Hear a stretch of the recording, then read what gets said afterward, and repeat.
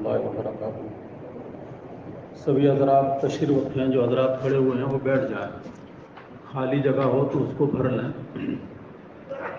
قریب ہو کے مل کے بیٹھ جائیں۔ بسم اللہ الرحمن الرحیم، الحمد للہ رب العالمین والصلاة والسلام علی رسولہ الکریم وعلی آلہ واصحابہ اجمعین۔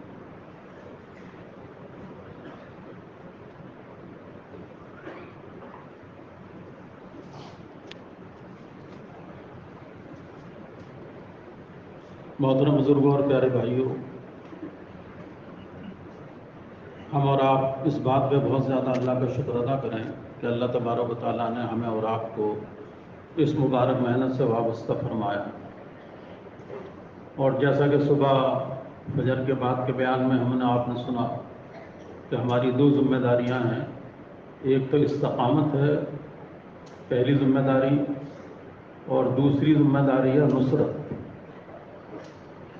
پہلی ذمہ داری کا مطلب یہ ہے کہ اپنے آپ کو اعمال کا اور حضور پاک صلی اللہ علیہ وسلم کے طریقوں کا پابند بنانا، کہ ہم حضور پاک صلی اللہ علیہ وسلم کے طریقوں کے پابند بنیں، اور آپ جو اعمال لائے ہیں ان اعمال کو پابندی سے کرنے والے بنیں۔ اس کو استقامت کہتے ہیں، ہر حال میں کرنا۔ اور دوسری ذمہ داری ہے نصرت، یعنی اپنی جان کو، اپنی مال کو، اپنی صلاحیتوں کو لگا کر دوسروں کو تیار کرنا۔ اب اس دوسروں کو تیار کرنے میں اپنے گھر والے ہیں، اپنے محلے والے ہیں، اپنے شہر والے ہیں، اپنے ملک والے ہیں، پوری امت ہے اور پوری انسانیت ہے، کیونکہ اللہ تعالیٰ نے ہمیں اور آپ کو سارے انسانوں کی رہبری کے لیے نکالا ہے۔ تو پوری امت کے اندر تین طبقے ہیں، مرد ہیں، عورتیں ہیں اور بچے ہیں۔ مرد جتنے ہیں ان سے زیادہ عورتیں ہیں، اور جتنی عورتیں ہیں ان سے زیادہ بچے ہیں، اور ہمیں تینوں کی فکر کرنی ہے۔ فضائل اعمال کے اندر ہدایت صحابہ میں حضرت شیخ نے تینوں باب الگ الگ باندھے ہیں۔ مردوں نے کیا کیا قربانیاں دیں دین کی خاطر، پھر عورتوں کا دینی جذبہ، اور پھر بچوں کے کارنامے اس میں بیان کیے ہیں۔ تو اسی طرز کے اوپر ہمیں بھی پوری فکر کرنی ہے، یعنی کہ بھئی کس طریقے سے مرد بھی دین کے کام سے لگیں اور وہ آگے بڑھیں، ترقی کریں۔ اور اللہ تعالیٰ نے جو بچے دیے ہیں، جو طلباء ہیں خاص طور سے، وہ ہر محلے کے اندر ہوتے ہیں، ہر محلہ بھرا ہوا ہے طلباء سے۔ آج کل تو ایک عام فضا ہے کہ بھئی غریب سے غریب آدمی بھی کوشش کرتا ہے کہ بھئی بچوں کو پڑھائیں اسکول کے اندر، کالج کے اندر۔ تو ہر شہر میں، ہر محلے میں، ہر بستی کے اندر ایک بڑی تعداد جو اسکول اور کالج جانے والے طلباء ہیں یا مدرسے میں جانے والے طلباء ہوتے ہیں۔ اور عام طور پہ یہ دیکھا گیا ہے کہ خاندان کے اندر جو بچہ ذرا یعنی سنجیدہ ہوتا ہے پڑھائی لکھائی کے اندر، اور ماں باپ سمجھتے ہیں کہ یہ کچھ ہونہار ہے، تو اس کو عام طور پہ اسکول میں داخل کرتے ہیں، اپنی حیثیت کے اعتبار سے اسکول میں اندر داخل کرتے ہیں۔ جو زیادہ خرچ کر سکتے ہیں وہ کانوینٹ کے اندر، انگلش اسکول کے اندر داخل کرتے ہیں، ورنہ کچھ سے کم درجے کے اسکول میں داخل کرتے ہیں۔ ایک ذہن، عام ذہن بنا ہوا ہے کہ بھئی ان بچوں کو پڑھانا ہے۔ تو ایک بڑا طبقہ جو ہے وہ ہر محلے کے اندر طلباء کا ہے، یعنی جو تعلیم حاصل کر رہے ہیں۔ اور ہم سب جانتے ہیں کہ تعلیم چاہے وہ مدرسے کی لائن کی ہو یا اسکول کالج کی لائن کی ہو، تعلیم کے ذریعے سے استعداد بڑھتی ہے، یعنی جو تعلیم بچے حاصل کرتے ہیں ان کے اندر استعداد پیدا ہوتی ہے، ان کی صلاحیتوں میں نکھار پیدا ہوتا ہے، سوچنے سمجھنے کی صلاحیت بہت بڑھ جاتی ہے، بات کو سمجھنا، بات کو سمجھانا، اس کی صلاحیت بڑھتی ہے، دماغ کی فیکلٹیز کھل جاتی ہیں، یعنی کوئی بات کہہ رہا ہے تو اس کے سمجھنے کی صلاحیت پیدا ہوتی ہے، اور اس کی زندگی میں جو ہے یعنی ڈائنمک انداز ہو جاتا ہے، اس کا بہت ایکٹیو ہو جاتا ہے۔ وہ ایسا لیتھارجک یا سست قدم نہیں رہتا ہے پڑھنے والا بچہ، کیونکہ وہ اسکول اور کالج کا جو نظام ہوتا ہے وہ نظام اس کو ایکٹیو بنا دیتا ہے، یعنی کہ یہ کلاس کرنی ہے، وہ کلاس کرنی ہے، وہاں لیب میں جانا ہے، وہاں پریکٹیکل کرنا ہے، وہاں سے پھر ادھر آنا ہے۔ تو جو نصاب ہوتا ہے، نصاب کے مطابق کلاسز وغیرہ ہوتی ہیں کالج میں، اسکولس میں، اور ایک ڈسپلن ہوتا ہے، وہاں سکھایا جاتا ہے کس طریقے سے رہنا ہے.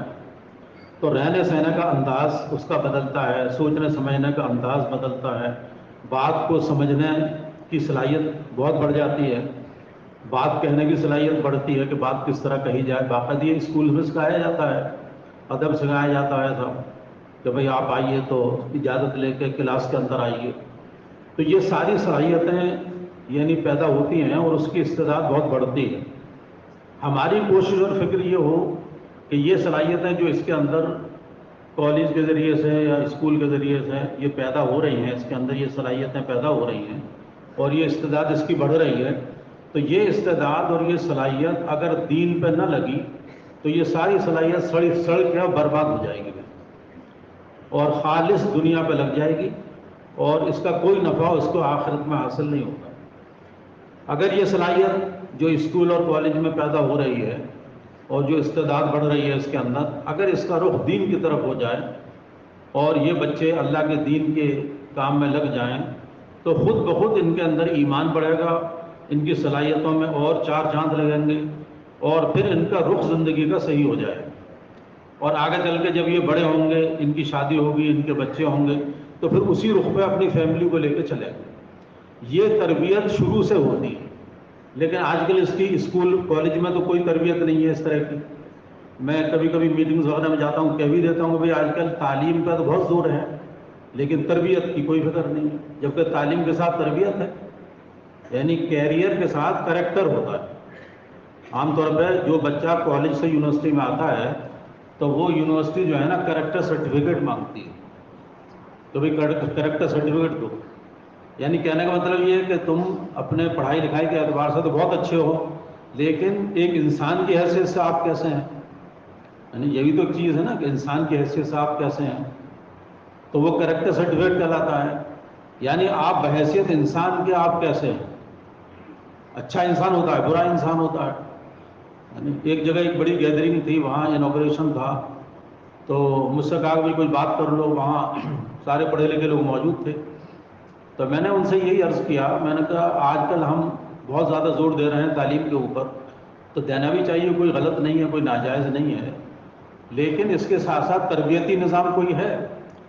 بھئی تربیتی نظام بھی تو ہونا چاہیے کہ ایک ڈاکٹر بن گیا لیکن یہ ڈاکٹر کیسا بنا، یعنی یہ اچھا انسان بھی بنا کہ نہیں بنا.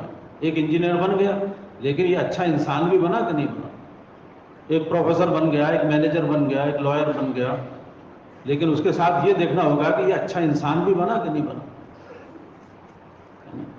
پھر میں نے ان سے سوال قائم کیا، میں نے کہا یہ بتائیے کہ سب سے اچھے انسان کون ہے پوری کائنات کے اندر، پوری کائنات میں سب سے اچھے انسان کون ہے؟ تو چاروں طرف سے آوازیں آئیں، حضرت محمد صلی اللہ علیہ وسلم. ان سے اچھا تو کوئی نہیں، سب سے بہتر تو وہ ہیں ساری کائنات میں. اور اللہ تعالیٰ نے اپنے پاک کلام میں ان کو نمونہ بتایا ہے کہ حضرت محمد صلی اللہ علیہ وسلم کی ذات مبارک کے اندر تمہارے لیے بہترین نمونہ موجود ہے. اگر نقل کرنی ہے تو ان کی کرو، فالو کرنا ہے تو ان کو فالو کرو، ان کے طریقوں پہ چلو تو تم اللہ تعالیٰ کے محبوب بن جاؤ گے.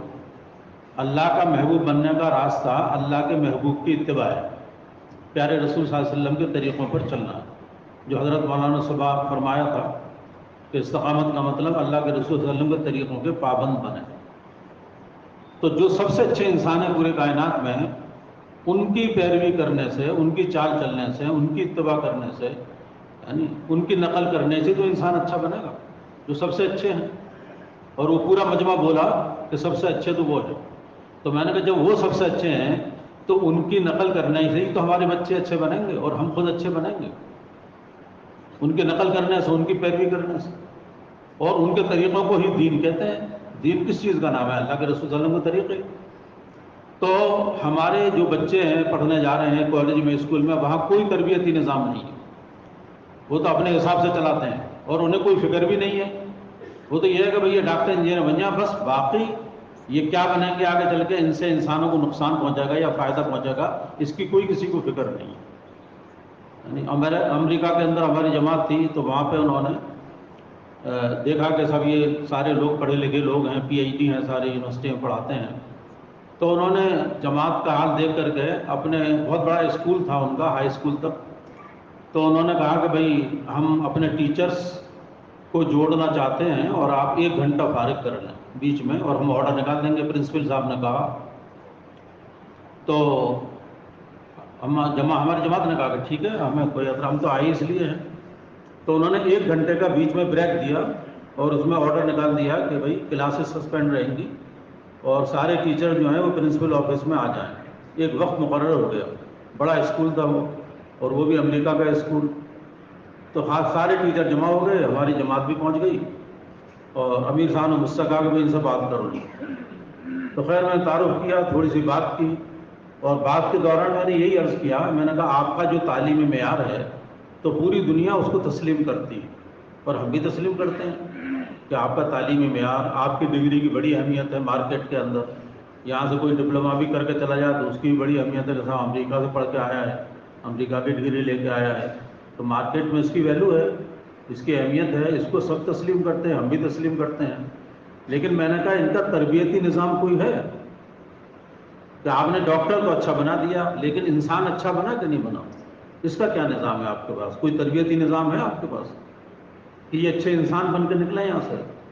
یعنی ان کے اندر اللہ کا خوف ہو، ان کے اندر جو ہے پاک دامنی ہو، ان کے اندر حیا ہو، ان کے اندر توکل ہو، ان کے اندر تقوی ہو، ان کے اندر ہمدردی کا جذبہ ہو، ان کے اندر انصاف آئے، ان کے اندر احسان آئے، ان کے اندر ایثار آئے، ان کے اندر والدین کی خدمت کا جذبہ ہو، یہ لوگوں کے کام آنے والے بنے، لوگوں کی خدمت کرنے والے بنے، کیا یہ کوالٹیز بھی پیدا کرتے ہیں آپ ان کے اندر؟ تو جب میں نے یہ بات کہی، کریکٹر والی بات، تو وہ سب ایک دوسرے کا منہ دیکھ رہے تھے، حالانکہ وہ کسی کو بولنے نہیں دیتے آسانی سے۔ امریکہ والے کہتے ہیں کہ ہم سب سے سپیریئر، لیکن جب میں نے یہ سوال قائم کیا تو وہ ایک دوسرے کا منہ دیکھ رہے تھے اور کوئی جواب نہیں تھا۔ میں نے کہا مثال کے طور پہ تربیتی نظام میں سب سے پہلی چیز جو ہے ادب ہے، اور میں نے کہا ہمارے ہندوستان میں ایک آیا آتا ہے کہ با ادب با نصیب اور بے ادب بے نصیب۔ یہ تربیتی نظام کا بہت بنیادی چیز ہے، یہ با ادب با نصیب اور بے ادب بے نصیب، کہ وہ جو با ادب بنے گا وہ با نصیب بنے گا، اس کا نصیب یعنی کھل جائے گا، اور جو بے ادب ہو جائے گا اس کا نصیب پھوٹ جائے گا۔ تو میں نے کہا ادب سکھانے کا کوئی طریقہ ہے کہ یہ بچے ادب کریں، بڑوں کا ادب کریں، ماں باپ کا ادب کریں؟ اچھا وہاں 4 مہینے کیونکہ ہماری جماعت رہی تو ہم دیکھ رہے تھے کہ کتنی بے ادبی ہے وہاں، ایسی بے ادبی کا تصور بھی نہیں کیا جا سکتا، ایسی بے ادبی، بڑوں کو تو کوئی وہی نہیں ہے کیونکہ سکھانے والا کوئی نہیں ہے۔ تب اس کے بعد سے یہاں سے پھر دعوت شروع کی ہم نے، اور 6 صفات کی دعوت دی۔ میں نے کہا بھائی ہمارے یہاں ایک نظام ہے یہ، اور اس نظام کے تحت ہی ہم یہاں پہ آئے ہیں، حالانکہ ہم سب بہت پڑھے لکھے لوگ ہیں، لیکن ہم اسی کو سیکھنے نکلے کہ ہمارے اندر یہ صفات پیدا ہو جائیں، ہے نا؟ کیونکہ ایک بزرگ نے فرمایا تھا کہ 6 نمبر 6 باتیں اور 6 صفات، ان میں 3 میں کیا فرق ہے؟ تو وہی جواب یہ ملا کہ اگر کوئی ان کو گنوائے 1 نمبر 2 نمبر تو یہ 6 نمبر ہیں، اور اگر ان پہ بات کی جائے تو یہ 6 باتیں ہیں، اور اگر یہ زندگی میں آ جائیں تو یہ 6 صفات ہیں۔ تو اصل کیا ہے؟ اصل بیان کرنا تھوڑی ہے کہ ہم پہ 6 نمبر بیان کرنے آ گئے، اصل تو صفات ہیں، اپنے اندر صفات پیدا کرنا، یعنی اس لیے کہتے ہیں کہ نیکی کا بیان کرنا آسان ہے، نیک بننا مشکل ہے۔ سچ پہ بیان کرنا آسان ہے، سچ بولنا بہت مشکل ہے۔ ایمانداری پہ بیان کرنا آسان ہے، لیکن ایماندار بن کر چلنا یہ بڑا مشکل ہے۔ بیان کرنے میں کہا جاتا ہے 1 گھنٹے بیان کر لو، 2 گھنٹے بیان کر لو، اصل تو عملی زندگی ہوتی ہے، جو صفات اندر پیدا ہونی چاہیے، صفات ایمانی اور صفات قرآنی، صفات قبولیت، اور صفات کی بنیاد پر انسان قیمتی بنتا ہے۔ میں وہاں ڈپارٹمنٹ میں جیولوجی میں جو ہے پتھروں کو پڑھاتا ہوں، تو یہ قیمتی پتھر جو ہوتے ہیں پریشیس اسٹونز کہتے ہیں، ان کے اندر 3 صفات کہی جاتی ہیں، 3 صفات ہونی چاہیے تب یہ قیمتی پتھر کہلاتے ہیں۔ وہ صفات پڑھائی جاتی ہیں کون کون سی صفات ہوں، اگر وہ صفات نہیں ہے تو پتھر قیمتی نہیں ہے، بیکار ہے، اس کی کوئی قیمت نہیں۔ جیم اسٹونز کہتے ہیں ان کو، قیمتی پتھر ہوتے ہیں، ان کی صفات ہیں جو کتابوں میں لکھی ہوئی ہیں۔ کہ صاحب پہلی تو بیوٹی ہے کہ خوبصورت ہونا چاہیے، دوسرے ڈیوریبلٹی ہے کہ وہ سخت ہونا چاہیے، اس کی ہارڈنس زیادہ ہو، اور تیسرے ریئرٹی ہے کہ وہ نایاب ہو، ریئر ہونا چاہیے، نایاب ہونا چاہیے، نہیں کہ ہر جگہ راستے میں مل رہا ہے ٹھوکر مارنا ہو تو وہ قیمتی تھوڑی ہوگا، ریئر ہونا چاہیے۔ ریئر کا مطلب نایاب، نایاب کا مطلب ملتے ہی نہیں ہے آسانی سے وہ، تو میں نے کہا یہ 3 صفات ہم پڑھاتے ہیں اسٹوڈنٹ کو کہ یہ 3 صفات جس پتھر میں ہوں گی وہ پتھر قیمتی مانا جائے گا. تو ایسے ہی انسان بھی قیمتی بنتا ہے صفات کی بنیاد. انسان کپڑے جوتوں کی بنیاد پہ قیمتی نہیں بنتا ہے کہ صاحب قیمتی کپڑے پہن لیے, قیمتی جوتے پہن لیے, قیمتی کار میں بیٹھ گئے تو ہم قیمتی بن گئے. امریکہ میں ہم نے کتوں کو کار میں بیٹھا ہوا دیکھا. کتے کار میں بیٹھ کے چلتے ہیں, ہر آدمی کتا لے کے چلتا ہے. یہاں تک کہ کتے جہاز میں بھی چلتے ہیں. جہاز میں جگہ ہوتی ہے کتوں کی, اور بہت پیسے خرچ کرتے ہیں کتوں کے اوپر. تو کتا اگر اچھی کار میں بیٹھ جائے تو کیا ہو جائے گا وہ؟ کیا بھائی, قیمتی کار میں رولز رائس میں بیٹھ گیا کتا تو کیا بن جائے گا وہ؟ کتا ہی تو رہے گا. کیا رہے گا, کیا ہو جائے گا کار میں بیٹھنے سے؟ یہ جو محنت ہے یہ صفات کو اپنے اندر پیدا کرنے والی محنت ہے. اب یہی صفات بچوں کے اندر پیدا ہو کہ بچے با ادب بنے, با حیا بنے, فرما بردار بنے, خدمت گزار بنے. یعنی کہ ماں کو پہچانے, باپ کو پہچانے, بھائیوں کو پہچانے, رشتے داروں کو پہچانے, جس کو صلہ رحمی کہتے ہیں. لیکن آج کی تعلیم جو ہے نا اسکول کالج کی, اس میں ان چیزوں کی کہیں جگہ نہیں ہے الا ماشاء اللہ. ان چیزوں کی کوئی جگہ نہیں ہے وہاں پہ. اس لیے ہمیں فکر کرنی پڑے گی الگ سے کہ یہ بچے جو اسکول جا رہے ہیں, کالج جا رہے ہیں, ان کا تربیتی نظام ہمیں سوچنا پڑے گا اور انہیں اس دعوت والے ماحول سے قریب کرنا پڑے گا. اپنے گھر کی تربیت جو ہوتی ہے نا وہ اصل ہوتی ہے. گھر کی تربیت, گھر کی تربیت اتنی مضبوط ہوتی ہے کہ اگر تعلیم کے حلقے کے ذریعے گھر میں تربیت ہو رہی ہے اور اس میں بچے بیٹھے ہوئے ہیں جو اسکول جاتے ہیں, کالج جاتے ہیں, وہ تعلیم میں بیٹھ رہے ہیں, یہ تعلیم اتنی طاقتور چیز ہے کہ یہ زندگیوں کو بدل دیتی ہے.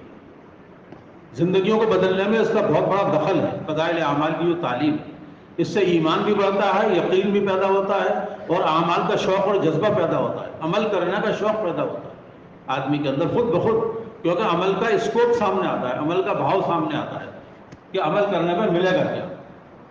میں نماز پڑھوں گا تو کیا ملے گا, قرآن پڑھوں گا تو کیا ملے گا, والدین کی میں خدمت کروں گا تو کیا ملے گا. یہ صفات پیدا ہوتی ہیں فضائل اعمال کی تعلیم سے. اس لیے بچے اگر تعلیم میں بیٹھیں گے, گھر کی تعلیم میں, تو خود بخود ان کی زندگی میں تبدیلی آئے گی, ان کے یقین میں تبدیلی آئے گی. اور پھر باہر کا جو ماحول ہے, گندا ماحول, برا ماحول, بگڑا ہوا ماحول, اس ماحول کا اثر انشاءاللہ ان بچوں پہ نہیں ہوگا. اگر گھر کی تربیت مضبوط ہے, گھر کا نظام مضبوط ہے, اور گھر میں کوئی نظام نہیں ہے, اگر گھر میں پابندی سے تعلیم نہیں ہو رہی ہے, گھر میں اعمال کا ماحول نہیں ہے, تو جو بچے اس ماحول میں پلیں گے تو باہر سے وہ فتنہ لے کے گھر میں گھسیں گے. یعنی ہم ایسے بے فکر نہ رہیں. بیٹا گھر سے نکل کے جا رہا ہے, اب یہ بیٹا جب واپس آئے گا تو کچھ پتا نہیں یہ کیا فتنہ لے کے گھر میں آئے گا. آج کل بچوں کے بھی پڑھانے کا ماحول ہے, اب بچی گھر سے جا رہی ہے نکل کے, اب اسکول سے واپس آ رہی ہے, کچھ پتا نہیں کہ یہ کیا فتنہ لے کے گھر میں آ رہی ہے, اگر ہم نے تربیتی ماحول قائم نہ کیا اپنے گھر کے اندر. اس لیے تعلیم اور تربیت یہ دونوں چیزیں ہیں, ساتھ ساتھ ہیں, کہ تعلیم کے ساتھ تربیت ہے. تربیت کی فکر ہونی چاہیے, اور وہ تربیت کیسے ہوگی؟ وہ تربیت اللہ کے رسول صلی اللہ علیہ وسلم کے طریقے کے مطابق ہی ہوگی, اور وہ ہے کہ گھر کے اندر تعلیم کا حلقہ. اور جو بچے ہیں, یعنی جو بیٹے ہوتے ہیں جیسے, تو ان کی فکر کرنا اور ان کو اپنے ساتھ دعوت کے ماحول میں جوڑنا. اور جو محلے کے بچے ہیں جو اسکول جاتے ہیں اور جو کالج جا رہے ہیں, ان کی پوری فکر کرنا, تاکہ یہ بچے جو ہیں آگے کا مستقبل ہیں, یہ فیوچر ہے, بلکہ یہ امت کی کریم کہی جاتی ہے. جو بچے اسکول کالج میں پڑھتے ہیں یہ کریم ہے امت کی, اور ہر گھر میں عام طور پہ, اور یہ کریم ہے امت کی بالکل. آگے چل کے یہی بڑے ہوں گے, اور یہی چل کے آگے چل کے یہ بڑے بڑے شعبوں کو سنبھالتے ہیں, ڈپارٹمنٹ کو سنبھالتے ہیں, ان کو نوکریاں ملتی ہیں, یہ اپنی اپنی پوزیشن پہ جاتے ہیں. یعنی میں یونیورسٹی میں پڑھاتا ہوں تو ہمارے یہاں ایک بڑی تعداد یونیورسٹی کے اندر رہتی ہے, ہاسٹل کے اندر. اب ظاہر ہے ماں باپ نے تو بھیج دیا انہیں پڑھنے کے لیے, اب وہ آزاد ہے, اب کوئی کنٹرول کرنے والا نہیں ہے, کوئی نگرانی کرنے والا نہیں ہے ان کی. تو الحمدللہ اس دعوت کے کام کے ذریعے سے ان کی حفاظت ہو رہی ہے.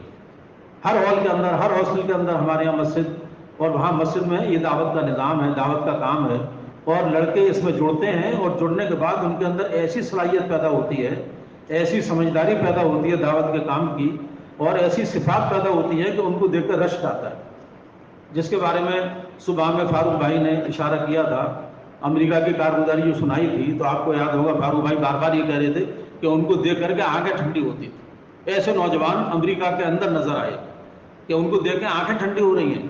بعض میں اس میں امامہ باندھے ہوئے ہیں, جبکہ یہ انجینئر ہیں, یہ ڈاکٹر ہیں, یہ مینیجر ہیں, یہ لائر ہیں, اور دیکھنے سے ایسا معلوم ہوتا ہے کہ جیسے کسی دارالعلوم سے فارغ ہیں. رائے پور ایک جگہ ہے سہارنپور کے پاس، جو بڑی خانقاہ تھی ایک زمانے میں، تو یعنی کافی سال پہلے میرا جانا ہوا وہاں، اس وقت میں ایم ایس سی کر رہا تھا، 83 کی بات، 83 کی. تو الحمدللہ اللہ تعالیٰ نے دعوت کام سے لگا دیا تھا. تو شیروانی پہنے ہوئے، داڑھی اور ٹوپی، اور ایک مفتی صاحب تھے، تو ان سے میرا تعلق تھا، وہ مجھے اپنے ساتھ لے گئے تھے. اس وقت میں ماشاءاللہ وہاں کافی اچھی رونق اور بہت اچھا ماحول تھا. تو وہاں پہ لے گئے تھے کہ چلیے خانقاہ میں چلتے ہیں، بزرگوں سے ملاقات کریں گے. میں ان کے ساتھ چلا گیا. تو خیر میں جا کے بیٹھا، ملاقات ہوئی. تو مفتی صاحب نے ابھی تک تعارف نہیں کرایا تھا، لیکن وہ بزرگ مفتی صاحب کو جانتے تھے جن کے پاس ہم بیٹھے جا کر کے. تو ان بزرگ نے فوراً مفتی صاحب سے پوچھا کہ مفتی صاحب یہ کس مدرسے سے فارغ ہیں، میرے بارے میں کہ مفتی صاحب یہ کس مدرسے سے فارغ ہیں. تو مفتی صاحب مسکرانے لگے کہ یہ کسی مدرسے سے فارغ نہیں ہے، بلکہ یہ تو علی گڑھ مسلم یونیورسٹی کے طالب علم ہیں، اور یہ وہاں ایم ایس سی کر رہے ہیں جیولوجی کے اندر. میں ایم ایس سی کر رہا تھا اس کو. پھر میں نے اپنا تعارف کرایا. میں نے کہا میں سائنس پڑھ رہا ہوں انگریزی میں، اور میں یونیورسٹی میں پڑھتا ہوں ایم ایس سی، جو آخری ڈگری ہوتی ہے، اور اس کے بعد وہ پی ایچ ڈی کرتے ہیں لوگ. تو میں آپ کو بتا نہیں سکتا کہ انہوں نے اتنی دعائیں دی اور اتنے خوش ہوئے تھے کہ ان کی آنکھوں میں خوشی سے آنسو آ گئے تھے. اور ایک دم مجھے چپٹایا اور یہ کہا کہ یہ یعنی اب الحمدللہ ایسا ماحول بن گیا یونیورسٹی کے اندر، یونیورسٹی میں ایسا ماحول بن رہا ہے. تو میں نے تھوڑی سی کارگزاری ان کو سنائی، کیونکہ وہ متوجہ ہوئے اور وہ خوش ہوئے. تو پھر ایسے وقت میں تھوڑی علماء اکرام کو کارگزاری سنا دینی چاہیے. تو ہمارے بڑے یہ کہتے ہیں ورنہ تو خاموش رہے آدمی، دعا کی درخواست کرے. تو انہوں نے پوچھا کہ اب یونیورسٹی میں ایسا ماحول بن رہا ہے. تب میں نے ان سے عرض کیا کہ الحمدللہ یہ دعوت کا کام وہاں چلا، اور اللہ تعالیٰ نے اس کام کے ذریعے سے ماحول بدلا. ورنہ ہم بھی ناواقف تھے اس ماحول سے، لیکن یونیورسٹی میں آنے کے بعد میں اللہ تعالیٰ نے اس محنت سے جوڑا تو اللہ تعالیٰ نے زندگی بدلی، کچھ شعور پیدا ہوا تھوڑا بہت. ابھی بھی یہ نہیں ہے کہ پورا دین آیا زندگی میں، دین سیکھ رہے ہیں، سیکھنے کے لیے نکلتے ہیں اللہ کے راستے میں. تو میرے پیارے بھائیوں، بزرگوں، دوستوں، ہمیں اپنے طلباء کی بہت فکر کرنی پڑے گی، کیونکہ اس سے جو استعداد پیدا ہوتی ہے، صلاحیت پیدا ہوتی ہے، اگر وہ دین پہ نہ لگی تو پھر وہ دنیا پہ لگ کے ضائع ہو جاتی ہے. اور یہ یعنی جو طبقہ ہوتا ہے پڑھنے لکھنے والا، یہ بڑی صلاحیت والا ہوتا ہے، ان کے اندر بڑی صلاحیت بھری ہوتی ہے. اور ہمارے بڑے فرماتے ہیں کہ یہ جو دعوت کا کام ہے، یہ صلاحیتوں کو پیدا بھی کرتا ہے اور صلاحیتوں کو صحیح رخ پہ بھی لگا دیتا ہے. اس سے صلاحیتیں پیدا بھی ہوتی ہیں اور صلاحیتیں صحیح رخ پہ بھی لگ جاتی ہیں. عجیب کام ہے یہ دعوت والا کام، یہ صلاحیتوں کو پیدا بھی کر دیتا ہے. اگر صلاحیتیں نہیں ہیں تو پیدا ہو جائیں گی، اور صلاحیتیں ہیں تو وہ صحیح رخ پہ لگ جائیں گی، ٹھکانے لگ جائیں گی، آدمی کو دنیا آخرت میں اس کا نفع پہنچائے گا. تو یہ جو طبقہ ہوتا ہے طلباء کا، یہ بہت اہم ہوتا ہے. اور ان کے اندر یہ جذبہ پیدا کرنا کہ بھائی ہم جو پڑھائی لکھائی کر رہے ہیں، یہ پڑھائی لکھائی سے ہمیں ڈگری ملے گی، اور ان ڈگریوں کو ہم حضور پاک صلی اللہ علیہ وسلم کے دین کو زندہ کرنے میں استعمال کریں گے. اس لیے ہمارے بزرگوں میں سے ایک بزرگ فرماتے تھے کہ یہ جو ڈگریاں تم حاصل کر رہے ہو، یہ ڈگریاں صحابہ کے گھوڑوں کی طرح ہیں. صحابہ اپنے گھوڑوں کو پالتے تھے، پرورش کرتے تھے اس نیت سے کہ ان گھوڑوں کو ہمیں اللہ کے راستے میں استعمال کرنا ہے. تو ان گھوڑوں کی تعریف اللہ تعالیٰ نے قرآن پاک میں فرمائی، جو گھوڑے اللہ کے راستے میں چلے ہیں. تو ایسے ہی جو طلبہ پڑھنے والے ہوتے ہیں، انہیں یہ سمجھانا اور انہیں سکھانا اور ان کی نیت کو بدلوانا کہ تم اپنی نیت بدل دو، کیونکہ یہ ڈگری جو ہے نا، یہ ذریعہ بنے گی دنیا میں دین کے پھیلنے کا.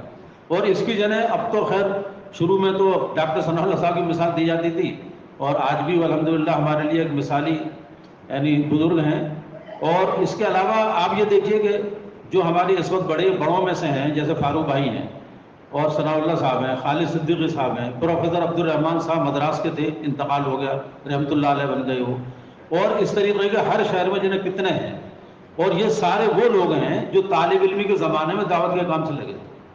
یہ وہی لوگ تو ہیں جو طالب علمی کے زمانے میں دعوت کے کام سے لگے، اور آج اللہ تعالیٰ ان سے پورے عالم میں کام لے رہا ہے اور لے چکا ہے.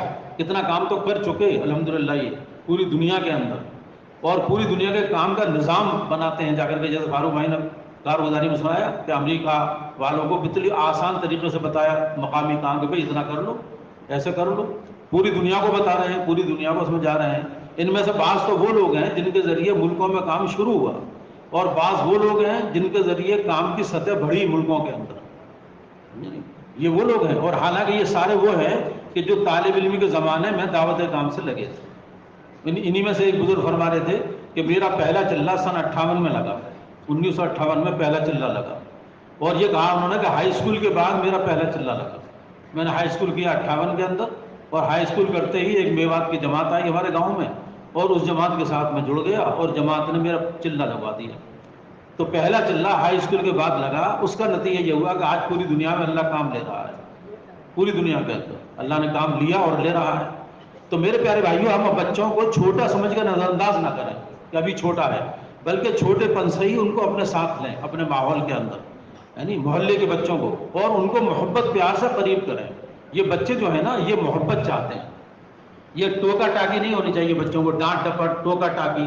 بعض لوگوں کا انداز ایسا ہوتا ہے کہ بچے مسجد میں آئیں گے تو وہ مسجد میں جب آتے ہیں تو بچوں کو ڈانٹنے لگتے ہیں، پتہ نہیں کیوں۔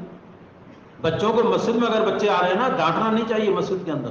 یہ تو کتنی خوشی کی بات ہے کہ ہمارے بچے مسجد میں نظر آ رہے ہیں، ورنہ یہ کہیں اور نظر آئیں گے اگر آپ ڈانٹ ڈپٹ کریں گے ان کے ساتھ میں۔ تو بچوں کو تو بہت خوشی کے ساتھ اپریشیٹ کرنا چاہیے کہ بتاؤ یہ بچے ہمارے مسجد میں نظر آ رہے ہیں۔ یعنی میں جس کالج میں رہتا ہوں علی گڑھ میں، وہاں پہ 4 بچے ہیں، وہ ہائی اسکول کے لیول کے ہیں، اور میں دیکھتا ہوں کہ فجر سے پہلے، فجر کی جماعت سے پہلے وہ چاروں آ کے بیٹھ جاتے ہیں انتظار میں، نماز کے اندر، فجر کی نماز کے اندر۔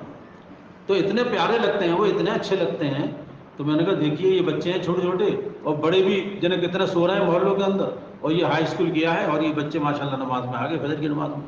تو ان میں سے ایک بچے سے میں نے پوچھا، میں نے کہا تمہارے ابا ماشاءاللہ بڑی اچھی تربیت دے رہے ہیں، اور تمہارے ابا جگہ دیتے ہوں گے صبح؟ تو بچہ مسکرا کے بولا کہ ابا نہیں، امی جگاتی ہیں۔ یہ کہا اس نے، ابا نہیں امی جگاتی ہیں، ابا تو ڈانٹتے رہتے ہیں۔ یہ کہا اس نے، ابا تو ڈانٹتے رہتے ہیں ہمیں ہر وقت، امی جگاتی ہیں مجھے، امی بھیج دی ہیں مسجد میں۔ تو یعنی بچوں کو ہر وقت ڈانٹ ڈپٹ کرنا یہ بالکل مناسب نہیں ہے، بچے کے اندر وحشت پیدا ہو جاتی ہے۔ ہمارے یہاں تو نرمی ہے، ہم اپنے بچوں کو، طلباء کو ایسے چلائیں جیسے نئے ساتھیوں کو جماعت میں چلاتے ہیں۔ بھائی نئے ساتھی جماعت میں جاتے نہیں جاتے، اور نیا ساتھی بے وصولی کرتا ہے، یعنی کھڑے ہو کے پانی پی رہا ہے، وہ جماعت کے اندر پی رہا ہے، جماعت کے اندر پانی پی رہا ہے کھڑے ہو کر کے وہ۔ اب ہم خاموش ہیں، کچھ کہہ نہیں سکتے، ڈانٹ ڈپٹ کی تو فوراً بستر باندھ کے چلا جائے گا واپس، نہیں میرے بس کا نہیں ہے، اور جا کے محلے میں یہ کہے گا کہ صاحب کام تو بہت اچھا ہے لیکن میرے بس کا نہیں، کیونکہ برداشت نہیں رہی اب وہ پہلا والا زمانہ نہیں رہا جو بچوں کو جوتوں سے مارا جاتا تھا۔ ایک زمانہ وہ تھا کہ بچے جوتے کھاتے تھے، اب وہ زمانہ نہیں ہے، اب تو بہت ہی نفسیات کو سمجھنا پڑے گا، اور بچے بہت سینسٹیو ہو چکے ہیں۔ ایک 8ویں کلاس کا بچہ، 8ویں کلاس کا بچہ وہ گھر میں تھا، تو باپ کے کچھ وہ آ گئے عزیز ملنے، وہ یعنی دوست ملنے کے لیے آ گئے، باپ کے دوست۔ تو اس بچے کو باپ نے دوستوں کے سامنے ڈانٹ دیا، اور 8ویں کلاس میں ہے بچہ، 8ویں کلاس میں 12-13 سال کی عمر ہے اس کی، اور بچے کو دوستوں کے سامنے ڈانٹ دیا۔ جب دوست چلے گئے تو وہ بچہ باپ کے پاس آیا، اور اس نے بالکل ہاتھ جوڑ کے یہ کہا کہ ابا آپ اکیلے میں چاہیں مجھے مار لو لیکن دوستوں کے سامنے مت ڈانٹنا۔ یعنی بتاؤ اتنے سینسٹیو ہو رہے ہیں بچے، بچوں کی نفسیات کو سمجھنا پڑتا ہے۔ تو محبت پیار سے، یعنی ہمارے یہاں محبت ضروری ہے۔ اللہ کے پیارے رسول صلی اللہ علیہ وسلم نے محبت سے دلوں کو جیتا تھا۔ حضرت زید بن حارثہ رضی اللہ تعالیٰ عنہ یہ بچے ہی تو تھے جو غلام بن کے بکے تھے، اور پھر اللہ کے رسول کی خدمت میں پہنچے تھے، یہ تو بچے ہی تو تھے یہ۔ اور اللہ کے رسول صلی اللہ علیہ وسلم نے ایسی محبت دی تھی ان کو کہ باپ اور چچا جب لینے کے لیے آئے تو خوب پہچان رہے ہیں کہ اللہ کے رسول صلی اللہ علیہ وسلم بیٹھے ہوئے ہیں، باپ بیٹھے ہوئے ہیں، چچا بیٹھے ہوئے ہیں۔ اب زید کو بلایا گیا، زید بن حارثہ رضی اللہ تعالیٰ عنہ، اور بہت دنوں کے بعد ملاقات ہوئی ہے باپ اور چچا کی، یہ کھو گئے تھے، غائب ہو گئے تھے، باپ تلاش رہے تھے ان کو۔ تو کسی نے بتایا، جو لوگ حج پہ آئے تھے انہوں نے بتایا کہ تمہارا بیٹا تو وہاں ہے۔ تو پھر آئے وہ باپ اور چچا لینے کے لیے، اور انہوں نے زید بن حارثہ نے خط بھی بھیجا کہ میں بڑے کریم لوگوں کے پاس، یہ کہا میں بڑے کریم لوگوں کے پاس، بڑی کریم لوگوں کی میں صحبت میں ہوں۔ باپ چچا لینے کے لیے آئے، اللہ کے رسول صلی اللہ علیہ وسلم نے فرمایا زید سے کہ زید پہچانتے ہو؟ کہ ہاں پہچانتا ہوں، یہ میرے باپ ہیں، یہ میرے چچا ہیں۔ پہچان لیا وہ، اور پھر فرمایا کہ میرا حال بھی تمہیں معلوم ہے، اب تمہیں اختیار ہے کہ تم اگر باپ چچا کے ساتھ جانا چاہو تو بغیر فدیے۔ تو حضرت زید بن حارثہ رضی اللہ تعالیٰ عنہ نے یہ کہا اپنے باپ اور چچا سے کہ میں کسی حال میں بھی ان کو نہیں چھوڑ سکتا ہوں۔ اللہ کے رسول ایسی محبت دی تھی، کوئی معمولی بات ہے کہ باپ اور چچا کو چھوڑ رہا ہے آدمی، اور حضور صلی اللہ علیہ وسلم کے لیے کہہ رہا ہے کہ ایسی بات دیکھی ہے میں نے ان کے اندر کہ میں نے چھوڑ نہیں سکتا ہوں۔ تو اللہ کے رسول کو یہ ادا اتنی پسند آئی کہ حضور صلی اللہ علیہ وسلم نے اپنا بیٹا بنا لیا، اعلان کر دیا میرا بیٹا ہے زید۔ تو اور باپ اور چچا بھی خوش ہو کر کے دعائیں دیتے ہوئے چلے گئے. حالانکہ باپ نے یہ کہا تھا کہ تم غلامی کو ترجیح دیتے ہو آزادی کے اوپر, ہمارے ساتھ رہو گے تو آزاد رہو گے, یا تو غلام ہو.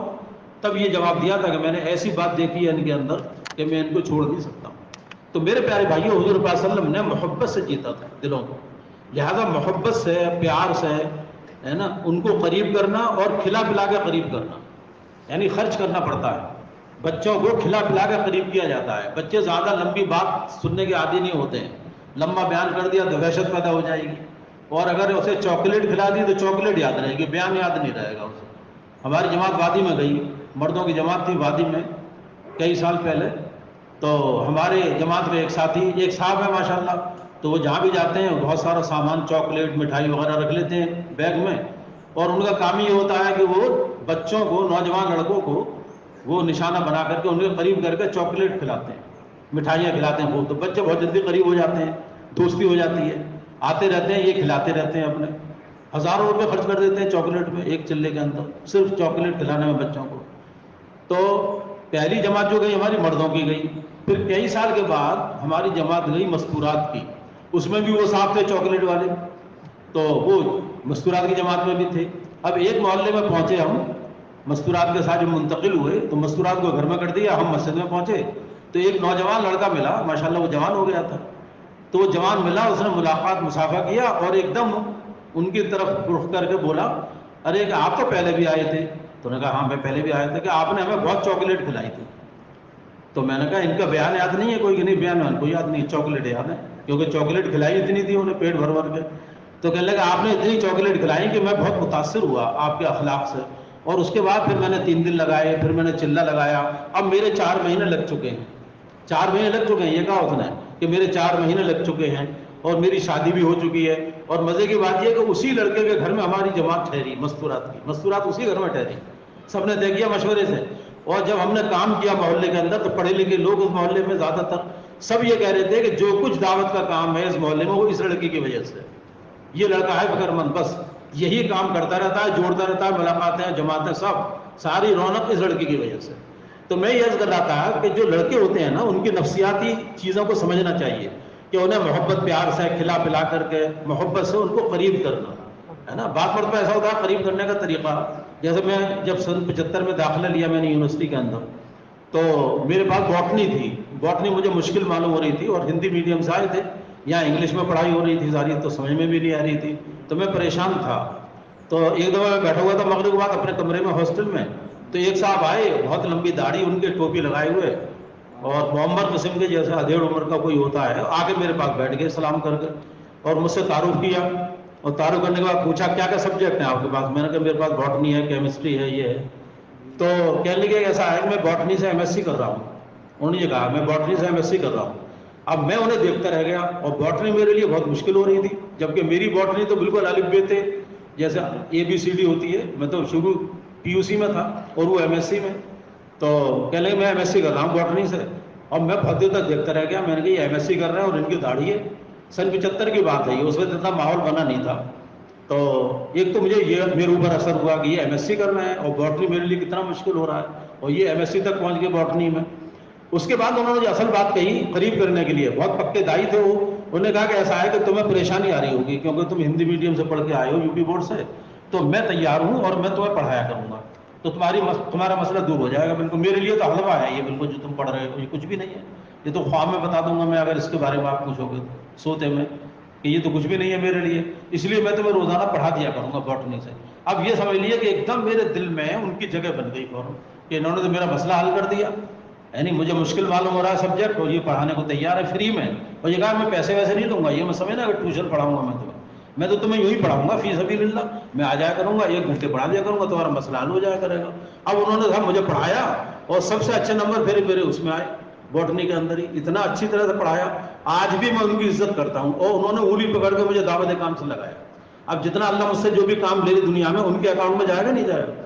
تو میرے پیارے بھائیوں میں یہ عرض کرنا چاہ رہا تھا کہ ہم اپنے طلباء کو قریب کریں, جو بھی راستہ ہو, سب سے وہی راستہ تو یہی ہے کہ کھلا پلا کے, محبت پیار سے ان کا اکرام کر, ان کو قریب کرنا, ماحول میں جوڑنا, تعلیم میں جوڑنا, گشت میں جوڑنا, بیان میں بٹھانا, اور کبھی کبھی جیسے خروج ہوتا ہے اللہ کے راستے کا، تو اللہ کے راستے میں ان کو اپنے ساتھ لے جانا، محلے کے بچوں کے ساتھ جانا، پھر ان کی وہاں تربیت کرنا، تاکہ خروج کے ذریعے سے ذہن بن جاتا ہے آدمی کا، بہت جلدی دعوت کے کام کو سیکھتا ہے۔ اور یہ پڑھنے لکھنے والے لڑکے تو بہت جلدی سیکھتے ہیں، کیونکہ ان کے ذہن کھلے ہوئے ہوتے ہیں، پڑھائی لکھائی کے ذریعے سے یہ بڑے ایکٹیو ہو جاتے ہیں، ان کے ذہن کی فیکلٹیز کھل جاتی ہیں، تو یہ بہت جلدی سمجھ لیتے ہیں، یعنی دین کے کام کو، مثالوں کو، دعوت کی بات کو بہت جلدی۔ تو اس لیے ان کو جماعتوں میں لے جا کر کے ان کا ذہن بنانا اور دھیرے دھیرے ان کو آگے بڑھانا۔ اور ایک بات اس میں بہت اہم یہ ہے کہ طلباء کے کام کے اندر ہمارے بڑے بار بار یہ کہتے ہیں کہ طلباء کا کام پڑھائی کے ساتھ ہے، ایسا نہیں ہے کہ پڑھائی چھوڑ کے دین کا کام کریں طلباء ہمارے، یہ نہیں ہے۔ اگر کوئی کر رہا ہے تو اس کی نگرانی کرنا ہے۔ اس لیے ہمارے یہ کہا جاتا ہے ہاسٹلوں میں، محلوں کے اندر، کہ بھئی عصر سے لے کے عشاء تک کا وقت ہے یہ طلباء کے پاس، اس میں طلباء ملاقاتیں کر لیں، اپنے محلے کے اندر طلباء ہی سے ملیں، نوجوانوں سے ملیں، بڑے لوگوں کے سے نہ ملیں، بڑی عمر کے لوگوں سے، کیونکہ ایج کا فرق ہوتا ہے، اس سے آدمی برا مان جاتا ہے کہ بتائیے کل کا لڑکا پیدا ہوا مجھے دعوت دینے آ گیا، یہ سائیکولوجی ہوتی ہے آدمی کی۔ تو اس لیے فرقی مراتب کو سمجھنا پڑے گا، فرقی مراتب۔ تو نوجوانوں کو نوجوانوں میں بھیجیں ملاقات کے لیے، اب نوجوان ملاقاتیں کر لیں، کھانا کھا لیں عشاء سے پہلے، اور ہمارے یہ کہا جاتا ہے کہ عشاء کے بعد پھر کوئی طلباء کا کوئی دین کا کام نہیں ہے، عشاء کے بعد تو یہ پڑھائی کریں بس، عشاء کے بعد کا وقت طلباء کا پڑھنے کا ہوتا ہے، یکسوئی سے پڑھائی کریں، تاکہ پڑھائی میں کوئی جھوٹ نہ آئے دعوت کے کام کے ذریعے۔ اگر یہ پڑھائی میں کمزور ہو گیا اور اس کے نمبر کم آ گئے تو پھر یہ دعوت میں کمزور ہو جائے گا، یعنی ہمت نہیں پڑے گی پھر دعوت دینے کی۔ جو لڑکا فیل ہو رہا ہے یا کسی پیپر میں پاس نہیں ہوا، وہ رہ گیا، اس کو بیک لاگ کہتے ہیں ہمارے یہاں، کہ بیک آ گئی، اس کی بیک آ گئی، مطلب فیل ہو گیا اس میں، یا نمبر کم آئے کہ پاس نہیں ہو پایا، تو ایسا لڑکا جو پاس نہیں ہو رہا ہے اچھے نمبروں سے، ایسا لڑکا جب کہیں دعوت دینے کے لیے جائے گا تو سامنے والا لڑکا یہ سوچے گا کہ خود برباد ہے اور مجھے برباد کرنے آیا ہے، یہ امپریشن پڑے گا اس کا، اگر پڑھائی اچھی نہیں ہے تو، کیونکہ لڑکوں کو سب کو پتہ چل جاتا ہے کہ کون لڑکا کتنے پانی کے اندر ہے، پڑھائی میں وہ کیسا ہے۔ اس لیے ہمیں بار بار ترغیب دینی پڑے گی طلباء کو پڑھائی کو مضبوط بنانے کے لیے، اور ان کی نیت بدلوانی پڑے گی، یہ کہا تم نیت بدلو کہ تم اس پڑھائی کے ذریعے سے اللہ کے دین کا کام کرو گے۔ حضرت مولانا محمد عمر صاحب رحمۃ اللہ علیہ فرماتے تھے کہ ایک گریجویٹ ہے اور وہ سائنس پڑھ رہا ہے، انگریزی پڑھ رہا ہے، لیکن اس کی نیت یہ ہے کہ مجھے اس ڈگری کو اللہ کے دین کے حیات کے لیے استعمال کرنا ہے، تو یہ فرماتے تھے مولانا عمر صاحب رحمۃ اللہ علیہ کہ یہ سائنس کا اور انگریزی پڑھنا یہ دین بن جائے گا، کیونکہ اس کی نیت بدلی ہوئی ہے، اس کی نیت تو یہ ہے کہ مجھے تو دین کا کام کرنا ہے۔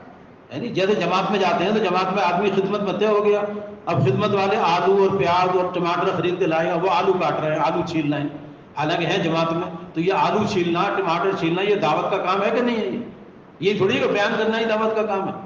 دو ساتھی ٹکٹ لینے کے لیے لگے ہوئے ہیں، تو ٹکٹ لینا یہ دعوت کے کام میں آئے گا، یہ کیونکہ جماعت کا ایک کام ہے، دعوت کا کام جو ہوتا ہے نا اس میں کام تقسیم کیے جاتے ہیں۔ تو ایک طالب علم ہے، اس کی نیت یہ ہے کہ مجھے اس ڈگری کو اللہ کے دین کی حیات کا ذریعہ بنانا ہے، تو اب یہ مولانا عمر صاحب کا کہنا ہے جو میں نے خود سنا ان کی زبان سے، مولانا یہ فرماتے تھے کہ اگر کوئی گریجویشن کر رہا ہے اور وہ سائنس اور انگریزی پڑھ رہا ہے، لیکن اس کی نیت بدل چکی ہے کہ مجھے یہ سائنس اور انگریزی پڑھ کر اور ڈگری حاصل کر کے اس ڈگری کو اللہ کے دین کی حیات کا ذریعہ بنانا ہے، تو یہ فرماتے تھے مولانا محمد عمر صاحب رحمۃ اللہ علیہ کہ یہ سائنس کا اور انگریزی پڑھنا دین بن جائے گا، اور اس کی ڈگری کو اللہ تعالیٰ ذریعہ بنائے گا دین کے پھیلنے کا۔ اور آج ایسا ہو رہا ہے، کتنی مثالیں ہیں اس وقت، تو اللہ کا شکر ہے ہماری یونیورسٹی سے تو کتنے لوگ لڑکے جو ہیں، سینکڑوں لڑکے باہر پڑھ رہے ہیں، اور ان کے میرے پاس فون اور میسج آتے رہتے ہیں، اور وہ وہاں دعوت کا کام انہوں نے شروع کر دیا، تعلیم شروع کر دی۔ کتنے لڑکوں نے جب پوچھا کہ ہم کیسا کام شروع کریں، میں نے کہا تعلیم شروع کرو، سب سے پہلے فضائل اعمال کی تعلیم سے شروعات ہوتی ہے، تعلیم کرو، تعلیم کے ذریعے لڑکوں کو جوڑو، انگلش میں تعلیم کرو جس میں سارے ملکوں کے لوگ ہوں گے، وہ سب سمجھ لیں گے۔ تو تعلیم کے ذریعے کتنی جگہ ہمارے یونیورسٹی سے پڑھنے لکھنے والے لڑکے جو باہر جا رہے ہیں انہوں نے کام شروع کیا، کتنے ملکوں کے اندر وہاں سے کارگزاری آتی رہتی ہے۔ تو ہم ان لڑکوں کو معمولی نہ سمجھیں اور ان کو نظر انداز نہ کریں، بلکہ ان کو محبت پیار سے، نرمی سے، اور ان کو کھلا پلا کر کے دعوت کے کام سے جوڑیں، دعوت کے ماحول سے جوڑیں، اور خروج میں بھی اللہ کے راستے میں لے جائیں، مشورے کے اعتبار سے، جو جہاں کا جیسا نظام ہو وہاں کے اعتبار سے خروج میں نکالیں اللہ کے راستے میں۔ اور جب ان کی ویکیشن ہوتی ہیں، سمر ویکیشن ہوتی ہے، ونٹر ویکیشن ہوتی ہیں، ہمارے یہاں 10 دن کی ونٹر ویکیشن ہوتی ہیں اور 2 مہینے کی تقریباً سمر ویکیشن ہوتی ہیں، تو جب سمر ویکیشن ہو تو پھر ان کا چلہ لگے اللہ کے راستے میں 40 دن پورے، کیونکہ اب امتحان دے چکے یہ اب امتحان کے بعد یہ چلے میں جائیں گے تو اچھا وقت لگے گا ان کا، اب یہ واپس دائی بن کے پھر آئیں گے اور پھر یہ دین کا کام کریں گے، ایسے ہی آگے بڑھتے چلے جائیں گے، پھر اللہ تعالیٰ پتہ نہیں ان سے کہاں کام لے گا، کس ملک میں کام لے گا، اور یہ ہمارے اکاؤنٹ میں آ جائیں گے۔ اتنا بڑا، یعنی اتنا بڑا یہ وہ ہے امت کا سرمایہ، یعنی اگر ہم نے فکر نہ کی تو یہ امت کا سرمایہ ضائع ہو جائے گا، کیونکہ اہل باطل فکر کر رہے ہیں، اہل باطل محنت کر رہے ہیں ہمارے بچوں کو بگاڑنے کے لیے، سارے اسباب پیدا کر دیے ہیں، لہٰذا ہمیں ان کی خاص طور سے فکر کرنی پڑے گی۔ ایک بات اور ضروری یاد کرنی تھی کہ جیسے ہمارے یہاں یعنی عملی پریکٹیکل بات بتا رہا ہوں آپ کو کہ ہمارے یہاں تقریباً روزانہ ہی مشورہ ہوتا ہے، دعوت کے کام کا مشورہ سول لائنس کے اندر، بس 2 دن نہیں ہوتا ہے، منگل میں جمعرات میں، باقی عشاء کی نماز کے بعد مشورہ ہوتا ہے جس میں سارے سول لائن کے سارے حلقوں سے لوگ آتے ہیں، اور اس میں ہال کے طلبہ بھی آتے ہیں، جو طلبہ ہال میں رہ رہے ہیں، محلوں میں رہ رہے ہیں اور پڑھ رہے ہیں اور پڑھائی کے ساتھ یہ دعوت کا کام کر رہے ہیں، تو وہ بھی اچھے خاصے مشورے میں شریک ہوتے ہیں۔ لیکن ہمارے بڑوں کا نظام یہ ہے مشورے کا کہ جلدی سے طلبہ کے مسائل کو پہلے لے لیتے ہیں، طلبہ کے جو مسائل ہوتے ہیں وہ پہلے لے لیتے ہیں کہ بھئی طلبہ کے جو مسائل ہیں وہ بتا دیں، اور طلبہ کو سب سے پہلے فارغ کر دیتے ہیں، یہ کہہ دیتے ہیں کہ بھئی طلبہ فارغ ہیں، کیوں فارغ ہیں؟ کہ پڑھائی کرو جا کر کے آؤ، اور یہ بھی نہیں کہتے کہ سارے طلبہ آئیں مشورے کے اندر، بلکہ یہ کہتے ہیں کہ ہر مسجد وار جماعت 2 ساتھیوں کی جوڑی بنا کے مشورے میں بھیجے، تاکہ باری باری سے ساتھی آتے رہیں، اس میں طلبہ بھی آ جاتے ہیں، 2 جوڑی میں جو ہے طلبہ آتے ہیں، تو ہال کے طلبہ ہوتے ہیں ان کی بھی ایسی ترتیب بنی ہوئی ہے کہ بھئی 2 آج آگے مشورے میں، آپ کل نہیں آئیں گے، یہ کل دوسرے طلبہ آئیں گے، تاکہ پڑھائی کا نقصان نہ ہو اور مشورے میں بھی آتے رہیں بدل بدل کے۔ تو ان کا اتنا خیال کیا جاتا ہے کہ ان کو مشورے میں پہلے فارغ کر دیا جاتا ہے کہ بھئی طلبہ فارغ ہیں، کیوں فارغ ہیں؟ کہ یہ پڑھائی کریں جا کر کے۔ آپ کو حیرت ہوگی، کبھی شب گزاری میں آپ آئیے انشاءاللہ، تو شب گزاری میں اوپر کا حصہ ایک بنایا گیا ہے طلبہ کے پڑھنے کے لیے، طلبہ شب گزاری میں آتے ہیں، اعمال سے فارغ ہو کر کے اوپر پڑھنے بیٹھ جاتے ہیں فوراً، اور رات کو دیر تک پڑھتے ہیں، اپنی امتحان کی تیاری کرتے ہیں، پوری نگرانی رہتی ہے کہ کوئی طالب علم پڑھائی چھوڑ کے دین کا کام نہ کرے، پڑھائی کے ساتھ ساتھ دین کا کام ہے۔ جب یہ پڑھائی میں آگے بڑھے گا، پڑھائی میں ٹاپ کرے گا، پڑھائی میں فرسٹ پوزیشن آئے گی اس کی، تو خود بخود اس کے ساتھیوں پہ اثر پڑے گا، اس کا کلاس میں ٹاپر ہے۔ اکثر الحمدللہ اللہ کا شکر یہ ہے کہ جو طلبہ ہمارے یہاں دعوت کے کام سے لگے ہوئے ہیں، اللہ کا شکر ہے کہ وہ اپنی پڑھائیوں میں بھی اوپر ہیں بالکل، یعنی اے گریڈ میں اور ٹاپ پوزیشن وہ حاصل کرتے ہیں زیادہ تر طلبہ، اکثریت طلبہ کی جو ہے، کیونکہ ان کو یہ ترغیب دی جاتی ہے، ان کی نگرانی کی جاتی ہے کہ کوئی طالب علم عشاء کے بعد کوئی ملاقات نہیں کرے گا، بلکہ عشاء کے بعد وہ پڑھائی کرے گا، یا تو لائبریری جائے پڑھنے کے لیے یا کمرے میں پڑھے، تاکہ پڑھائی پہ اثر نہ پڑے اس کا، ورنہ خدا نخواستہ اگر یہ فیل ہو گیا دعوت کے کام کے ساتھ تو پھر خود شیطان اس کو بہکائے گا، اور شیطان یہ کہے گا کہ یہ جماعت کی وجہ سے تو فیل ہوا ہے، شیطان یوں وسوسہ ڈالے گا کہ تو جماعت میں جاتا تھا اس لیے فیل ہو گیا، لہذا یہ دعوت کام سے بھی چلا جائے گا، اور دوسرے لوگ بھی یہی کہیں گے کہ تم تو جماعتوں میں جاتے رہتے ہو اس لیے تم فیل ہو گئے، لہذا یہ ہمیشہ کے لیے کٹ جائے گا دعوت کے کام سے۔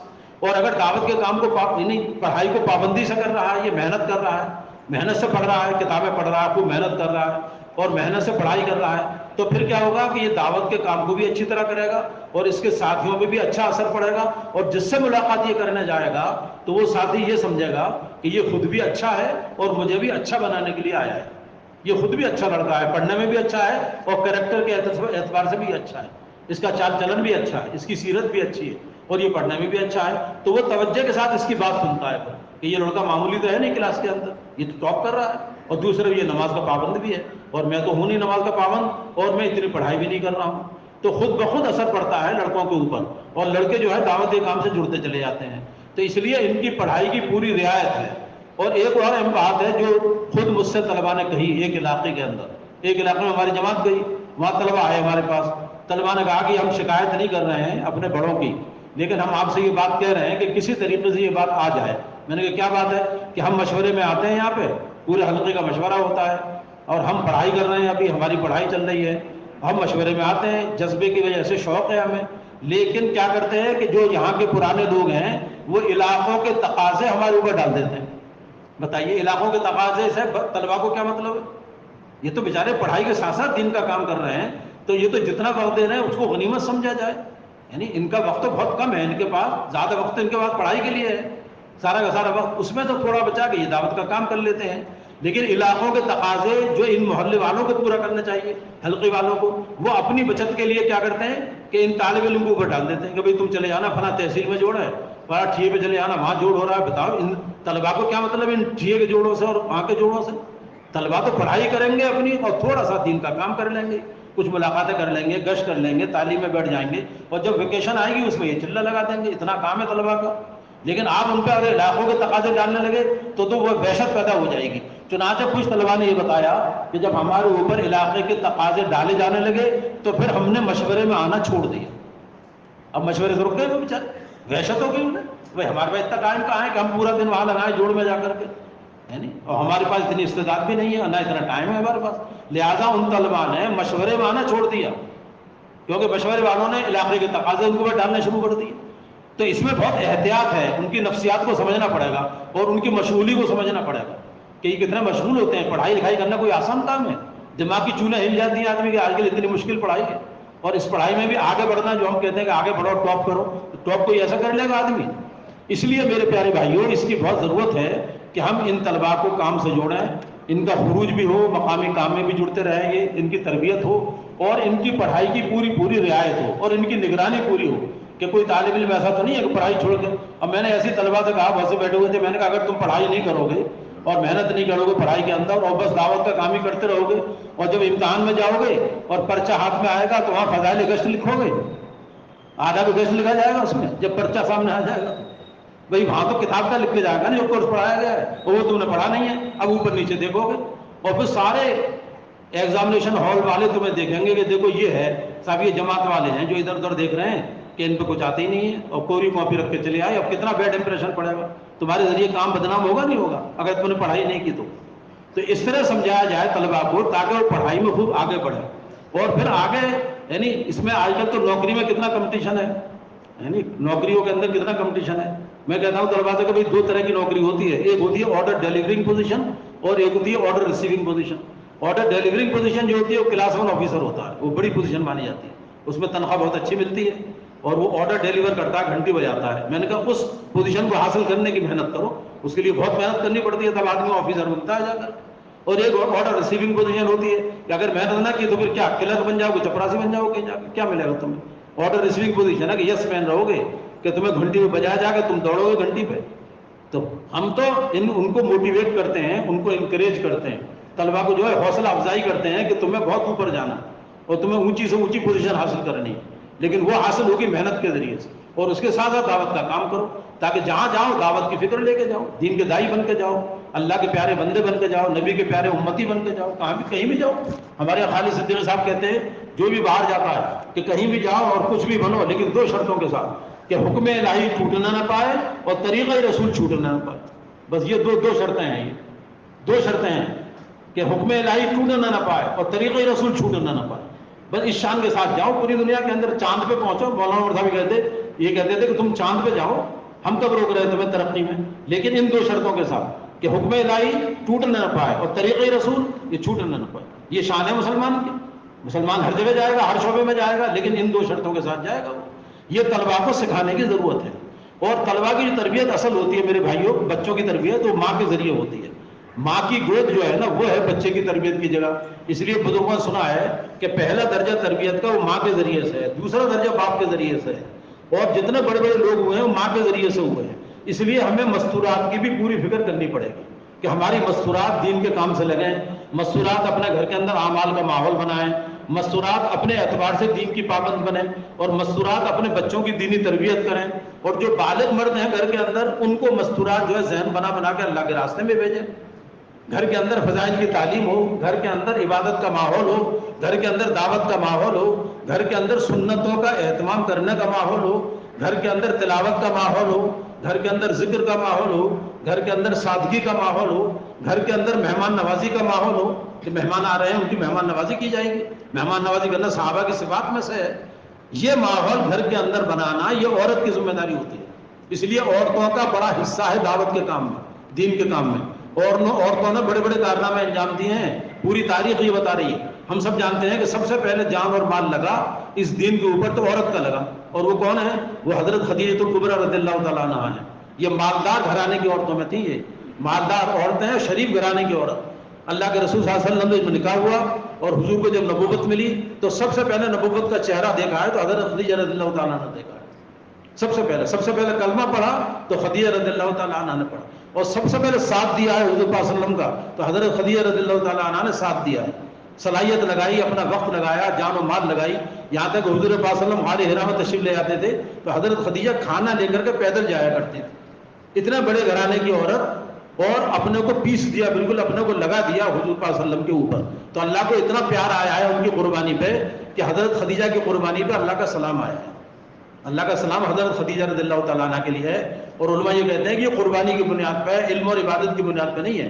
اللہ کا سلام. اور صدیق اکبر کو مردوں کے اندر صدیق اکبر کو سلام آیا تبوک کے موقع پہ، اور وہ بھی قربانی کی بنیاد پہ آیا. وہاں بھی قربانی ہے، یہاں بھی قربانی ہے. تو عورتوں کے بڑے بڑے کارنامے دعوت دین کے اندر ہیں. حضرت خدیجہ رضی اللہ تعالیٰ عنہ کی مثال ہے. اور ایسے ہی حدیث کی جاننے والی اور شریعت سنت کی جاننے والی وہ حضرت عائشہ رضی اللہ تعالیٰ عنہ، یعنی اللہ کے پیارے رسول صلی اللہ علیہ وسلم کی صحبت میں رہ کر کے شریعت کا اتنا علم حاصل کر لیا کہ بعد میں صحابہ مسئلے پوچھتے تھے حضرت عائشہ رضی اللہ تعالیٰ عنہ سے. یہ ہم سب جانتے ہیں، یہ عورتوں کے کارنامے ہیں. ایسے ہی سب سے پہلے شہادت جو ہوئی ہے، سب سے پہلے شہادت اسلام کے اندر ہوئی ہے تو وہ عورت کی ہوئی ہے، وہ حضرت سمیہ رضی اللہ تعالیٰ عنہ. یہ کارنامے ہیں عورتوں کے. تو ہم اپنی عورتوں کو یہ نہ سمجھیں کہ بس یہ تو گھر کی صفائی کے لیے اور بچے پالنے کے لیے اور کھانا بنانے کے لیے پیدا ہوئی ہیں، بلکہ ہم اپنی عورتوں کو حکمت سے، محبت سے، نرمی سے ان کو دعوت کے کام کے قریب کریں، اور گھر کے اندر تعلیم کا ماحول بنائیں. اور ویکلی تعلیم جو ہوتی ہے محلے کے اندر ہر ہفتے، اس ہر ہفتے کی تعلیم میں اپنی عورتوں کو بھیجا کریں تاکہ وہاں ذہن بنے گا. عورتوں کا اثر عورتوں پہ زیادہ پڑتا ہے نا، عورتوں کا اثر عورتوں پہ زیادہ پڑتا ہے. اور بچوں کی دینی تربیت کرنا یہ بھی عورتوں کی ذمہ داری ہے. اور اللہ کے راستے میں نکلنے کا نظام بنانا، جیسے مردوں کی جماعتیں نکلتی ہیں ایسی مستورات کی جماعتیں بھی نکلتی ہیں. مستورات کی جماعتیں شرائط کے ساتھ ہیں، لیکن کہ محرم کے ساتھ جائیں گی اور پورے پردے کے ساتھ جائیں گی، پورا پردہ ہو اور ساتھ میں محرم ہو. سب پرانے ساتھ یہ سب جانتے ہیں. تو اپنے محرم کے ساتھ میں مستورات کا بھی وقت لگے، یعنی 3 دفعہ 4 دفعہ اگر 3 دن لگ جائیں تو پھر عشرہ لگے اپنے محرم کے ساتھ پورے پردے کے ساتھ. اور جب عشرہ لگ جائے تو پھر چلہ لگے، اور جب چلہ لگ جائے تو پھر 2 سال کا عشرہ ہے اور تیسری سال کا چلہ ہے. اور مشورے سے بیرون کا نظام ہے کہ بیرون کی جماعتیں بنتی ہیں، جو کارگزاری میں ہمارے سامنے سارا آیا ہے ابھی کہ چلی کی مستورات کی جماعتیں، بیرون کی مستورات کی جماعتیں.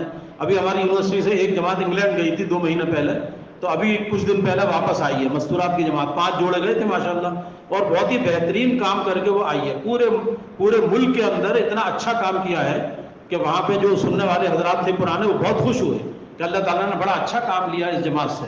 یعنی پورے انگلینڈ کے مین شہروں میں ساری جگہ وہ جماعت رہی، اور عورتوں نے عورتوں میں کام کیا اور مردوں نے مردوں میں کام کیا. 5 میں ماشاءاللہ 3 تو انگلش بولنے والی تھی اور 2 اردو والی تھی، اور بہت اچھا کام کر کے آئی. تو ایسے اگر ہماری زیادہ سے زیادہ مستورات کی جماعتیں نکلیں گی اللہ کے راستے میں تو مستورات میں کام کریں گی، مردوں میں کام کریں گے. ان دونوں طبقوں میں جب دین آئے گا تو خود بخود تیسرا طبقہ جو بچوں کا ہے نا وہ دیندار بنتا چلا جائے گا. جب عورت دیندار بنے گی تو اس کا اثر بچوں پہ پڑے گا، وہ بچے دیندار بنتے چلے جائیں گے. ماں کا اثر بچے پہ زیادہ پڑتا ہے، اس لیے مادری زبان کہی جاتی ہے، مادری زبان، مدر ٹنگ. کہ آدمی بچہ جو ہے نا ماں کی زبان بولتا ہے، یعنی ماں سے زیادہ بچے اٹیچ ہوتے ہیں. اپنے گھر کے اندر ایک کمرے میں آپ لیٹے ہیں اور دوسرے کمرے میں آپ کی اہلیہ لیٹی ہیں. اب بچہ گھر میں آئے گا تو ہم نے دیکھا یہ کہ بچہ گھر میں داخل ہوتے ہی امی کے کمرے میں جاتا ہے، سیدھا باپ کے کمرے میں نہیں آتا ہے. امی کہاں ہے، امی کہاں ہے، یہ پوچھے گا امی کدھر ہے. یہ نہیں کہتے ابو کدھر ہے، ابو ذرا لحاظ ہوتا ہے، ڈر بھی ہوتا ہے ابو کا، لیکن امی سے زیادہ اٹیچمنٹ ہے نا. تو وہی پوچھے گا امی کدھر ہے، تو امی فلاں کمرے میں ہے. تو باپ بھی لیٹے ہوئے ہیں، حالانکہ پتا ہے کہ باپ ادھر لیٹے ہیں، لیکن امی کمرے میں گزر گا جا کر وہ امی کے پاس زیادہ رہے گا. تو امی کی صفات منتقل ہوتی ہیں باپ بچے کے اندر. اس لیے عورتوں کا کام یہ بہت ضروری کام ہے، اس کو ہمیں یعنی نظر انداز نہیں کرنا چاہیے. لیکن وہی ہر جگہ کہ نرمی اور محبت، ڈنڈے کے ساتھ نہیں ہے، سختی کے ساتھ نہیں ہے. اور اللہ تعالیٰ نے قرآن پاک میں خود فرمایا، یعنی قوا انفسکم واہلیکم نارا، اے ایمان والو بچاؤ اپنے کو جہنم کی آگ سے، اپنے کو اور اپنے اہل و عیال کو جہنم کی اس آگ سے جس کا ایندھن انسان اور پتھر ہے. لہٰذا ہمیں اپنے کو بھی بچانا ہے جہنم سے، اور اپنی بیوی بچوں کو بھی جہنم سے بچانا ہے. تو کیسے بچانا ہے؟ وہ ڈنڈے کے ذریعے نہیں بلکہ تعلیم کے ذریعے بچانا ہے.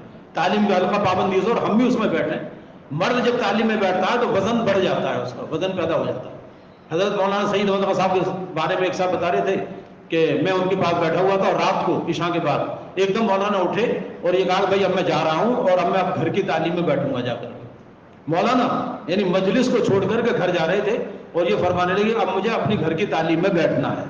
لہٰذا گھر کی تعلیم کے بارے میں بے فکر نہ رہیں، گھر کی تعلیم کے بارے میں. بلکہ گھر کی تعلیم کی پوری نگرانی کریں، پوری فکر کریں اور کوشش کریں کہ ہم بھی گھر کی تعلیم میں بیٹھیں تاکہ ہمارے گھر کے اندر دین کا ماحول بنے۔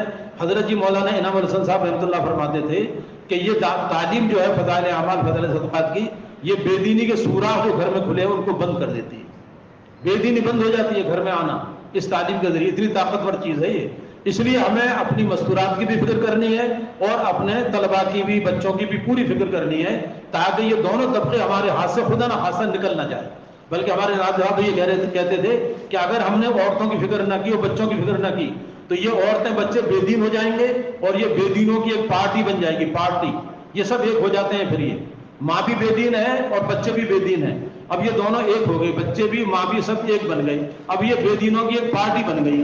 اور ڈاکٹر نادر صاحب یہ کہتے تھے کہ ہم اپنے گھر میں بے گھر ہو جائیں گے، بے گھر کا مطلب یہ سب ہمارے خلاف ہو جائیں گے۔ اب کوئی بیرون کا سفر طے ہو گیا یا جماعت آ گئی، ہم اس کی نصرت کرنے والے ہیں اور یہ پوری پارٹی ہمیں دماغ سے بالکل یہ کہے گی کہ دماغ سے معاوف ہو چکے ہیں، یہ ایب نارمل ہو چکے ہیں، لوگ پیسہ خرچ کر کے مکان بنا رہے ہیں، گاڑیاں خرید رہے ہیں اور یہ پیسہ جو ہے نا وہ جماعت میں خرچ کر رہے ہیں، تو یہ پوری پارٹی بن جاتی ہے، بیوی کی بھی بچوں کی بھی، بے دینوں کی پارٹی، اور یہ خلاف ہو جاتے ہیں پھر اس آدمی کے، اور اس آدمی کا دوبر ہو جاتا ہے جماعت کا کام کرنا۔ یہ جماعت کی دعوت تو کر ہی نہیں سکتا، یہ باہر سے لا کے کھانا کھلاتے ہیں بیچارے، ایسے لوگوں کو ہم نے دیکھا، ایک صاحب ہوٹل کا کھانا لائے 70 آدمی، بہت مہنگا کھانا، تو میں نے کہا بھائی تم نے اتنے پیسے خرچ کر دیے، کیا ضرورت تھی اس کی؟ تو کہنے لگے میرے گھر میں ماحول ہی نہیں ہے، میری بیوی تو چائے بھی بنا کے نہیں دے گی جماعت کو، اور میری طبیعت چاہتی ہے تو اس لیے میں ہوٹل سے کھانا خرید کے لایا ہوں۔ اگر گھر میں ذہن نہ بنا تو کسی جماعت کو چائے نہیں پلا سکیں گے، ہاں پلائیں گے، ہوٹل پہ تو خرید کے پلائیں گے۔ تو نصرت والا پہلو بھی خالی ہو جاتا ہے، اور پھر ایسا آدمی جب انتقال کرے گا تو تبلیغ بھی انتقال کر جائے گی، پھر اس کے گھر سے پورا گھر تبلیغ سے خالی ہو جائے گا، کیونکہ ہم نے فکر ہی نہیں کی اپنے بیوی بچوں کو دعوت کے کام سے لگانے کی۔ تو میرے پیارے بھائیوں، مؤدبانہ درخواست یہ ہے، ہمارے بڑے بار بار کہہ رہے ہیں کہ ہمیں سب کی فکر کرنی ہے، سب مل کے سب کی فکر کریں، ہمیں مستورات کو بھی دعوت کے کام سے لگانا ہے اور اپنے بچوں کو اور محلے کے سارے بچوں کو بھی دعوت کے کام سے لگانا ہے، اور پورے شہر کے جتنے لڑکے ہیں پڑھنے والے، باہر کے ہوں یا اندر کے ہوں، سب کو دعوت کے کام سے جوڑنا ہے۔ اس کے لیے اللہ تعالیٰ شکلیں سجاتے ہیں، مشورہ کریں، شکلیں سوچیں، یعنی اللہ سے دعائیں مانگیں، تو پھر اللہ تبارک و تعالیٰ ذریعہ بنا لیتے ہیں، تو کریں گے انشاءاللہ تعالیٰ۔ اللہ تعالیٰ مجھے بھی توفیق عطا فرمائے اور آپ حضرات کو بھی۔ جزاک اللہ خیر۔ السلام علیکم۔